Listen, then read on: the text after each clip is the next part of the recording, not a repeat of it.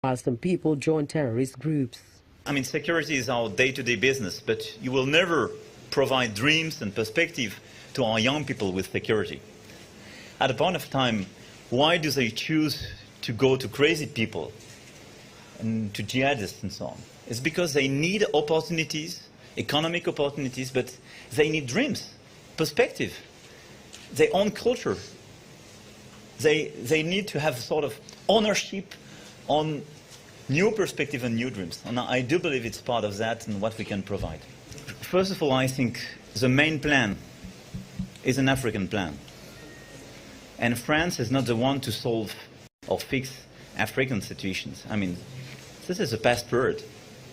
So what we want to do, we intervene and we are still present in Africa and Sahel to fight against terrorism, especially in Mali and in the region.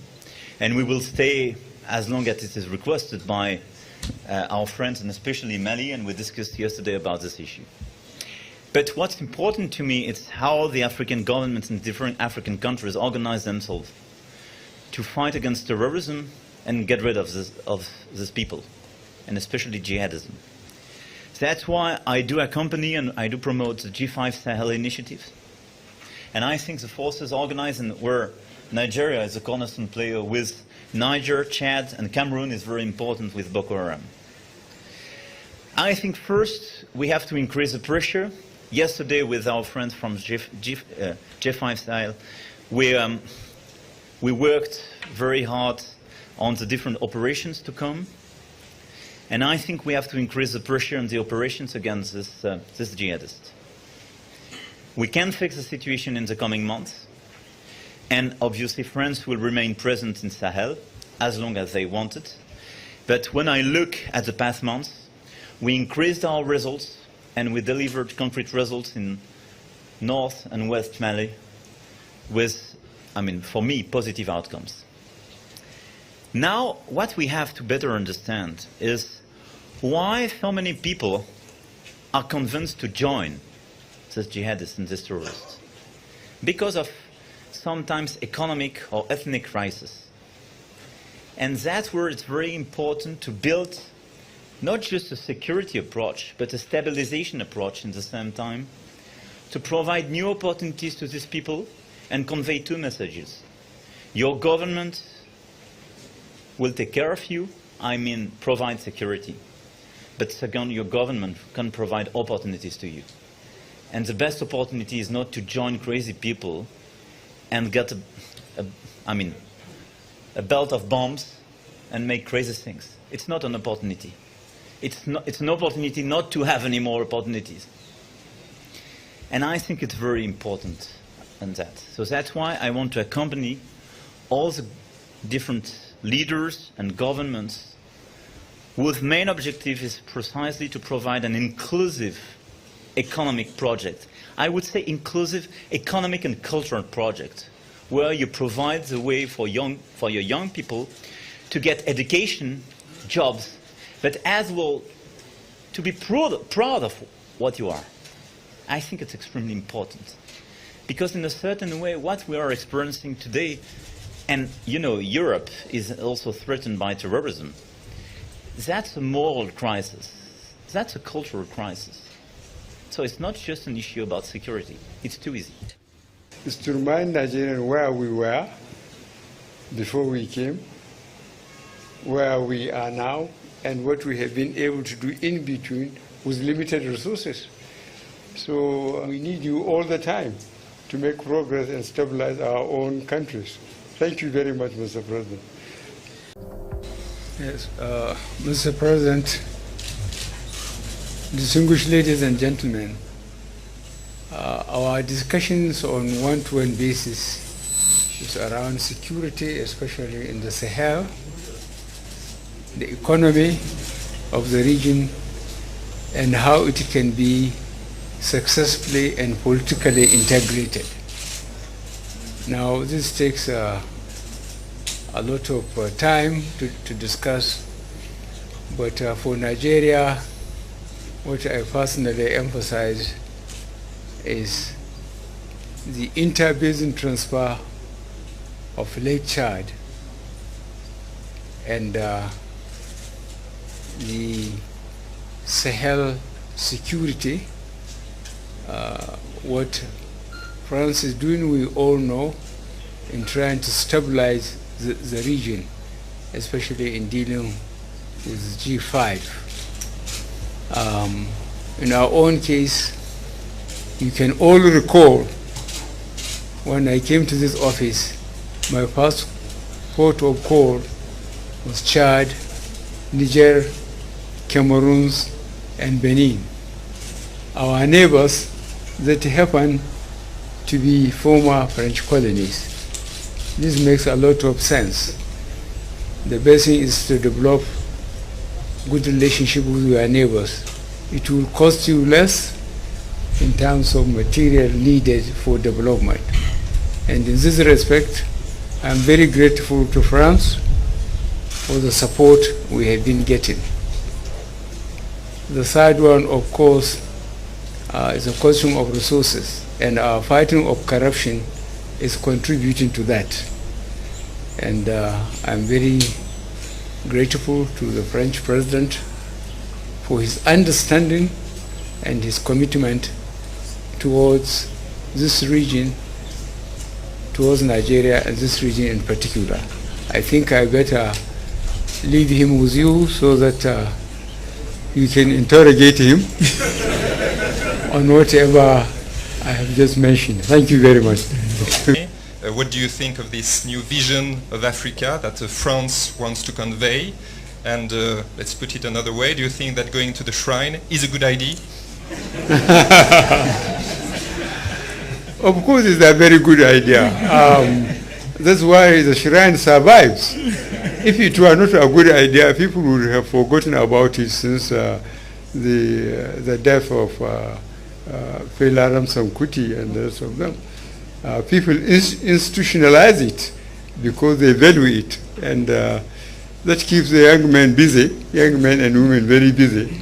And this is part of the problem of any government. Make sure that where the youth follow, you support it so that you can have some relief from the harassment, let me put it that way. Thank you.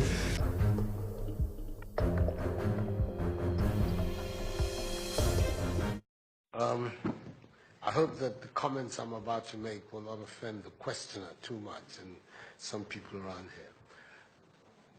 I think there is a fundamental misstatement of the issue in the question. We can no longer continue to make policy for ourselves, in our country, in our region, in our continent, on the basis of whatever support the Western world or France or the European Union can give us. It will not work. It has not worked, and it will not work. Our responsibility is to charter a path which is about how we can develop our nations ourselves. It is not right for a country like Ghana, 60 years after independence, to still have its health and education budgets being financed on the basis of the generosity and charity of European taxpayers. By now, we should be able to finance our basic needs ourselves.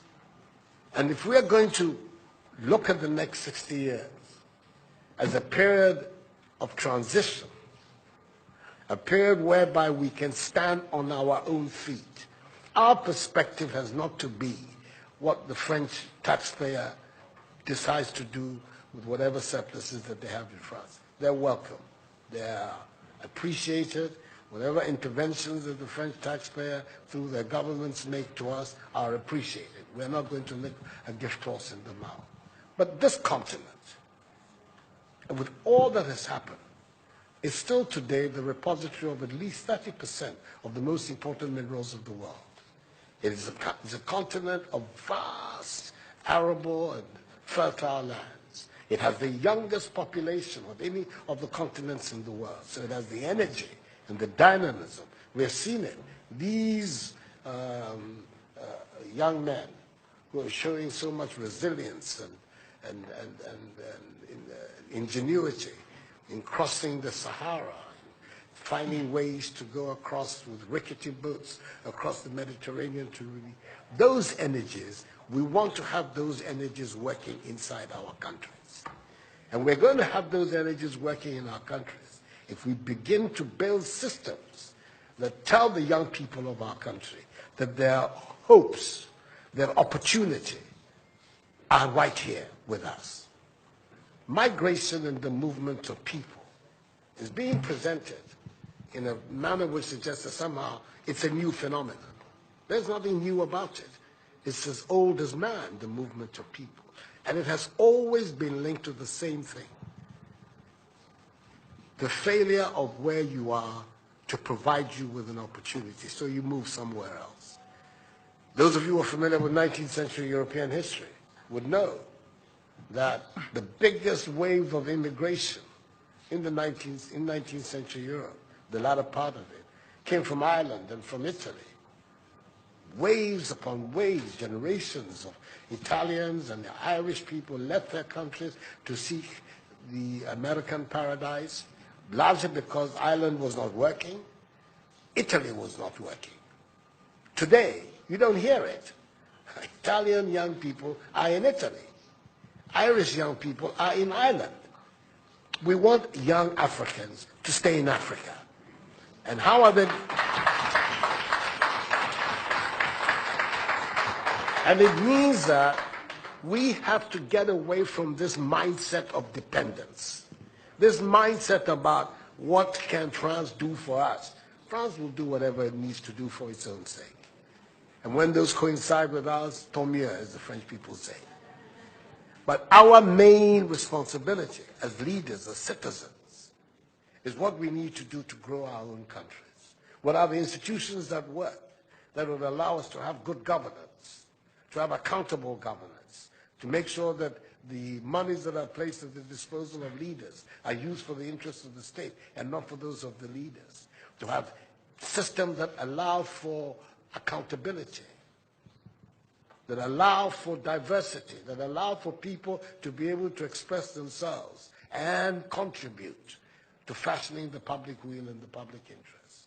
Our concern should be with what do we need to do in this 21st century to move Africa away from being cap in hand and begging for aid, for charity, for handouts. The African continent, when you look at its resources, should be giving monies to other places. We have huge wealth on this continent, in our own country of Ghana. And we need to have a mindset that says, we can do it. Others have done it. We can also do it. And once we have that mindset, we will see it as a liberating factor for ourselves. We keep talking about how it was that Koreans, Malaysians, Singaporeans, who got their independence at the same time as us. We're told of that at the time of Ghanaian independence, per capita Ghanaian income was higher than that of Korea. Today, Korea is part of the first world. So is Malaysia. So is Singapore. What happened? Why did they make that transition? And 60 years after independence, we are where we are. Those are the matters that should concern all of us as Africans, as Ghanaians. And not, when I say so with the greatest of respect to the French president, I think that the cooperation of France is something that I am, as you know, a strong friend of France. I am Francophile. So I don't have any difficulty with that. But I'm talking about our own propulsion, what we need to do to get our countries to work so that we can create the conditions that would allow our young people to forego this hazardous effort to get to Europe. They're not going there because they want to. They're going there because they don't believe they have any opportunities in our countries. So that should be our focus. And I believe that with that if we change that mindset of dependence, that mindset which is contingent on aid and charity, we would see that in the decades ahead of us, the full flowering of the African peoples will take place. And that new African personality that was talked about at the time of our independence will become real and imminent in our time. That's what I'm saying. I hope that I'm not upsetting the questioner or even some of my friends who are here. But these are my strongly held beliefs. And that is the reason why I've adopted as the slogan of my presidency, of my period in the Supreme Office of Ghana, that we want to build a Ghana beyond aid. A Ghana which is independent, which is self-sufficient, that is capable of standing on its own feet and building its own life. We can do it if we have the correct mindset to do so. Mr. President, those are my contributions.